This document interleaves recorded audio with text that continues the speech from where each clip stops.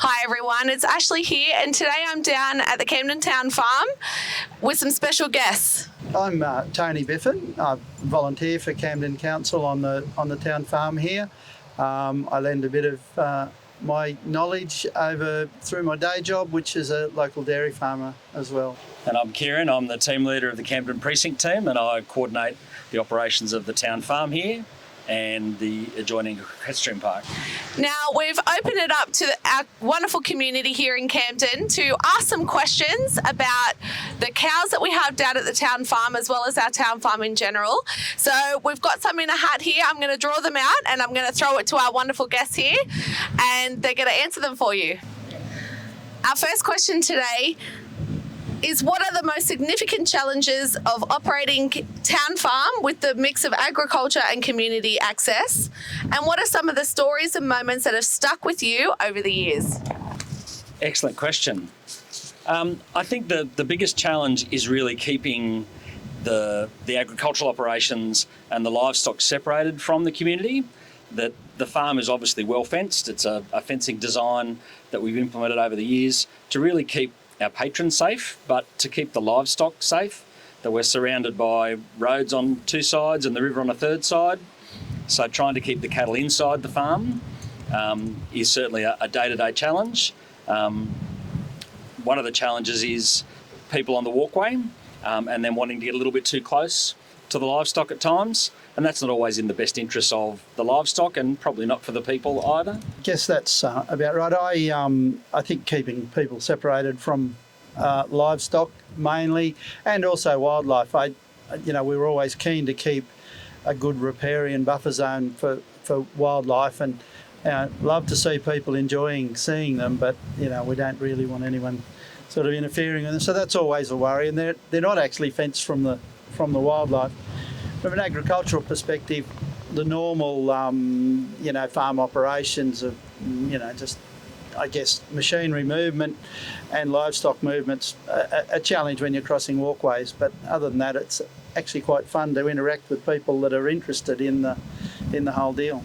And just probably from my perspective, one of the most memorable moments was when I was down here taking a little walk, as I often do of a morning, and I'd actually witnessed a birth of one of our wonderful heifers here. So that to me was a magical moment for sure, and something that our community gets to have the privilege of every breeding season as well. Will you keep the calves, or will you sell some once they're old enough to be separated from their mother? That's a great question.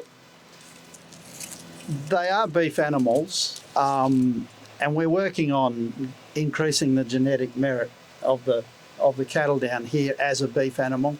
So the last lot that we produced was sold into the feedlot stream actually. So they've gone and grown out and ended up in the beef market.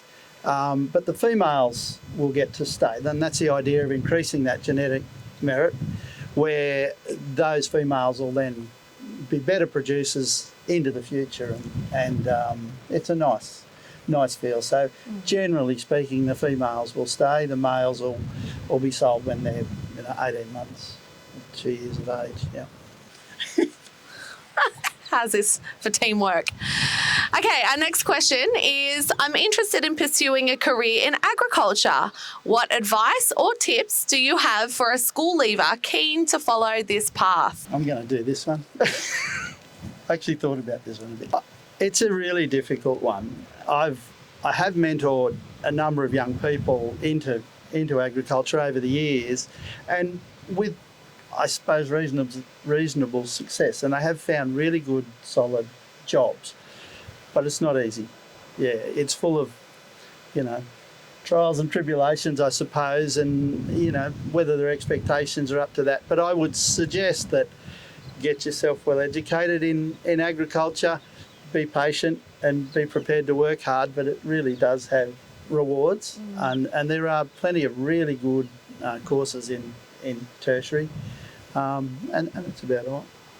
Kieran might want to add to that. Yeah, I'd say a major focus on science, that science has become far more of an important thing within modern agriculture. A lot of professional farmers are university trained in agricultural science. That there's a lot less of that hereditary farmer anymore, where you simply stay on the land because dad and grandpop did it. They may do that, but then there's also tertiary education as part of that. And while agriculture is its own stream, science is key, because out here in the farm, science is everywhere. Climate science, soil science, chemistry, it's all there. Yeah, and I think one of the added bonuses of being here in Camden as well is that we do have some fantastic high schools that offer some pretty great agricultural programs, as well as having the University of Sydney located in Cobbitty as well. So we're very lucky to have those institutions right on our doorstep. All right. Our next question is, we often see council staff and others walking among the cattle, moving them between paddocks, shifting electric fences, water troughs and shade shelters. How often is this done and why? So we work on a rotational grazing pattern, particularly for our pregnant animals. We're moving them every 3.5 to 4 days at the moment, based on the size of the paddocks or sections of paddocks that they're in and the number of head that they have. So we do that every 3.5 days. We make sure that every paddock they move into obviously has got feed, shade and water. Some of the paddocks don't have that naturally, so we'll need to firstly section off a paddock with the electric fence. We'll make sure that there's a trough to be moved in to some of those paddocks where there isn't natural water or an existing water trough. And where we don't have natural shade, we do have a couple of portable shade shelters that suffice for the cattle on those really hot days. For our smaller herd, which are our animals were born last year, they stay in their paddocks a little bit longer, mainly because we have them at a set stocking rate and the paddocks are larger, and they'll graze from one side to the other a little bit slower. But again, those paddocks have got water and shade and enough feed for them to go through. All right, our next question is, who owns the cows, and are they dairy producing or for consumption, and why do you raise beef rather than dairy cattle? So the farm is owned by Camden Council and all of the livestock are owned by Camden Council.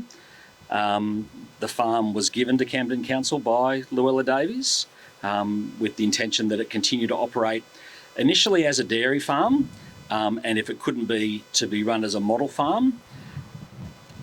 We run beef simply because the level of farming required for dairying is far more intensive, that you need to milk twice a day. And council's not in a position to provide the resources to do that. And there's a whole range of other things, and obviously Tony can provide much greater expertise. But the level of farming required for dairying is far more intensive than perhaps what council is able to provide.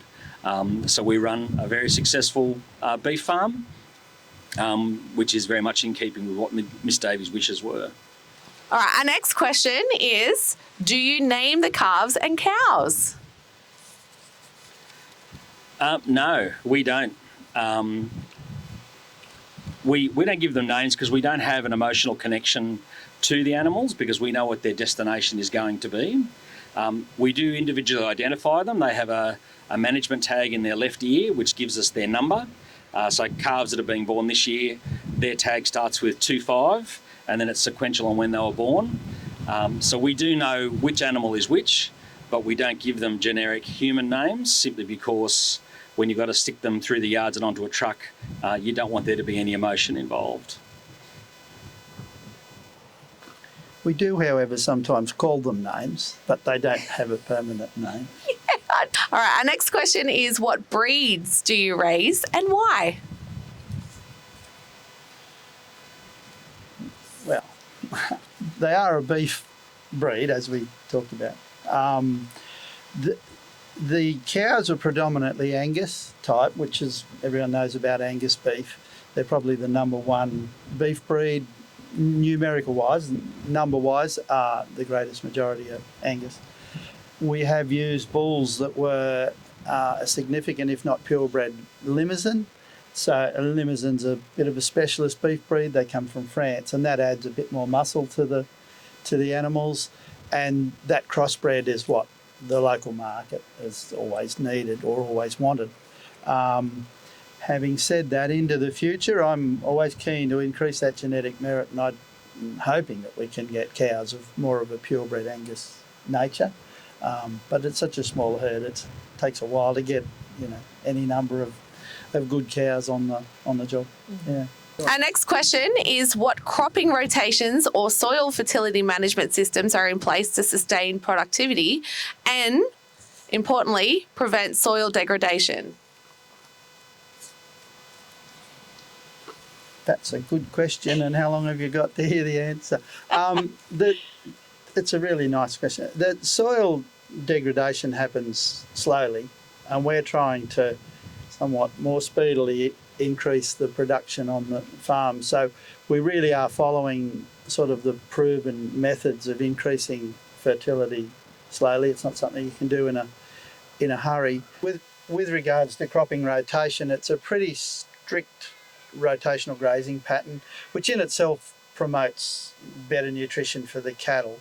We try and aim to feed the cattle the grass, and they don't get supplementary fed, they just purely grass fed. At a period when the grass is at an optimum stage, both to feed the cattle and then to recover from that grazing so it's ready. It's basically a 3 days on half a hectare and then 30 days off that, so they won't return until 1 month after they've been on that particular patch of ground. Our next question is how do you balance open public access with the walkways, markets, events with operational farming areas which may need restricted access for safety, biosecurity or animal welfare? There are times when we have to close the walkway so that we can relocate the cattle within the farm. The centre part of the walkway was originally a cattle lane that allowed us to move cattle from one end to the other. So there are times where we do close off sections of the walkway to move the cattle from A to B. The whole farm is protected by a biosecurity plan, which is a statutory plan which is enforceable by law to prevent inappropriate or illegal access to the farm. So anyone who enters into the agricultural sections of the farm unauthorised is actually committing a crime. So we're protected in that way. Most of our paddocks are double fenced so that we can keep our different herds apart at times. We've got our two herds here now in adjoining paddocks, but they're separated by double fences so that they're not coming in touch with each other as well. We do have one paddock which is our biosecurity paddock, so if we have an animal that is ill or we've got a new bull coming in, for example, then those animals will stay in that biosecurity paddock or that quarantine paddock for a period of time until anything that's circulating out in their system finds its way out. The markets that are held, again, they're double fenced away from where our cattle typically are. But there are times, of course, when the cattle are just on the other side of the fence, but the fencing is all built to a spec to stop the cattle from pushing through it and hopefully prevent the humans from climbing over it. Our next question is what advice would you give to someone setting up their farm with natural floodplains like at the Camden Town Farm? I think the first thing is you've got to be a watcher of the weather. You need to understand what's coming. Weather doesn't just appear out of nowhere, that you normally have 3 or 4 days of advice as to what is coming. So if you do need to have flooded areas on your farm, certainly become a watcher of the weather. You need to design your farm around the fact that all of your fences are going to be washed away and that a lot of your infrastructure that's on the floodplain is going to be washed away because that's the nature of flooding. That's what we deal with here. And we have processes and practices in place to make sure that when we are flooded, that the livestock are safe and then a way of recovering the farm afterwards. I think there's benefits of being on a floodplain. So we're not saying that you shouldn't do it, but you certainly do need to be prepared. Not that you get flooding out your way. No, I'm the opposite end. The of things, opposite, really. yeah. That's actually our place there. It's got a good view. I have to get a shot of that. No, I was just going to add that it goes with all natural disasters about being prepared. I mean, fire is nearly as big a risk at times as flooding.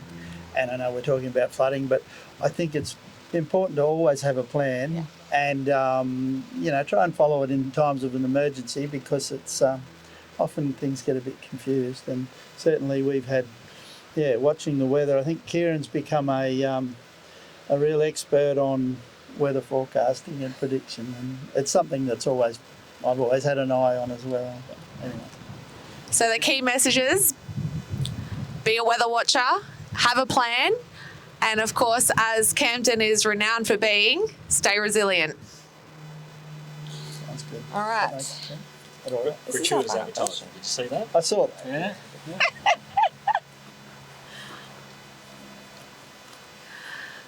Our final question today is, when Camden floods, the farm is badly affected. How do you manage the livestock before, during and after the floods?